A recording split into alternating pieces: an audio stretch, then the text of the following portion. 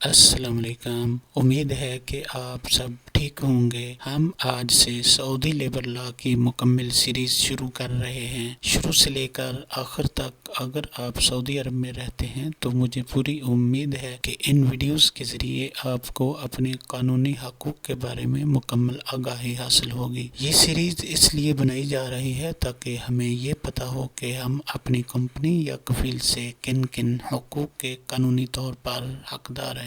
چاہے آپ کسی کمپنی میں کام کر رہے ہوں یا فری لانسر ہوں یا کسی بھی اسپانسر کے تحت کام کر رہے ہوں، سعودی لیبر لا کے مطابق یہ حقوق لاگو ہوتے ہیں اور آپ انہیں قانونی طور پر لینے کے حقدار ہوتے ہیں۔ آج ہم سعودی لیبر لا کا آرٹیکل 2 پڑھیں گے اور اسی طرح ترتیب وار سیریل کے حساب سے پورا سعودی لیبر لا کور کریں گے۔ یہ سیریز کئی ویڈیوز پر مشتمل ہوگی، اس لیے اردو SE چینل کے ساتھ جڑے رہیں تاکہ آپ کو مکمل اور درست معلومات ملتی رہیں۔ تو آئیے شروع کرتے ہیں۔ آرٹیکل 2۔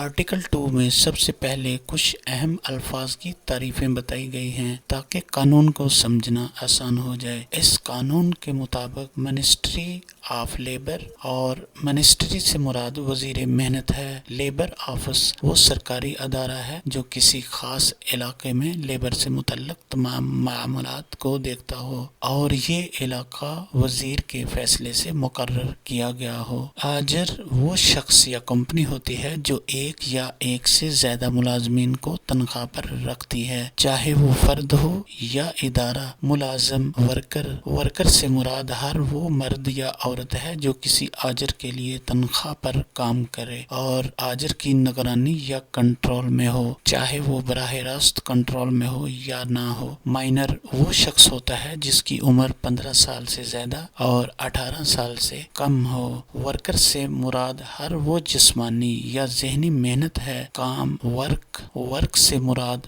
ہر وہ جسمانی یا ذہنی محنت ہے جو کسی تحریری یا زبانی کنٹریکٹ کے تحت کی جائے، چاہے وہ صنعتی ہو، تجارتی ہو، زرعی ہو، ٹیکنیکل ہو یا کسی اور قسم کی ہو۔ اوریجنل ورک افراد کے لیے ان کا عام پیشہ یا کاروبار ہوتا ہے، جبکہ کمپنی کے لیے وہ سرگرمیاں ہوتی ہیں جن کے لیے کمپنی بنائی گئی ہو، جیسا کہ کمرشل رجسٹری یا معاہدے میں درج ہوتا ہے۔ ٹیمپریری ورک وہ کام ہوتا ہے جو کمپنی کے کام کا حصہ تو ہوتا ہے لیکن مخصوص وقت یا مخصوص کام کے لیے ہو اور اس کی مدت 90 ڈیز سے زیادہ نہیں ہو سکتی۔ اتفاقی کام وہ کام ہوتا ہے جو کمپنی کے عام کام کا حصہ نہیں ہوتا اور اس کی مدت بھی 90 ڈیز سے زیادہ نہیں ہوتی۔ سیزنل ورک وہ کام ہے جو خاص موسموں میں کیا جاتا ہے، جیسے حج، رمضان یا کسی خاص سیزن کے کام۔ پارٹ ٹائم ورک وہ کام ہوتا ہے جس میں ملازم روزانہ کے عام کام کے اوقات سے آدھے سے کم گھنٹے کام کرتا ہے، چاہے وہ روزانہ آئے یا ہفتے کے مخصوص دنوں میں کام کرے۔ کنٹینیوس سروس سے مراد یہ ہے کہ ملازم کی سروس ایک ہی آجر کے ساتھ بغیر ٹوٹے جاری رہے۔ قانون کے مطابق سرکاری چھٹیاں، سالانہ تعطیلات، امتحان کی چھٹیاں اور بغیر تنخواہ کے وہ غیر حاضریاں جو سال میں 90 دن سے زیادہ نہ ہوں، سروس کو منقطع نہیں کرتی۔ بنیادی تنخواہ وہ رقم ہے جو ملازم کو اس کے کام کے بدلے دی جاتی ہے، چاہے کنٹریکٹ تحریری ہو یا زبانی، اور اس میں باقاعدہ اضافہ بھی شامل ہوتا ہے۔ اصل تنخواہ میں بنیادی تنخواہ کے ساتھ تمام الاؤنسز، اضافی رقوم، commission, bonus, risk allowance, family allowance اور وہ مراعات بھی شامل ہوتی ہیں جو کمپنی معاہدے یا قواعد کے تحت دیتی ہیں۔ تنخواہ سے مراد قانون کے مطابق اصل تنخواہ ہی ہوتی ہے۔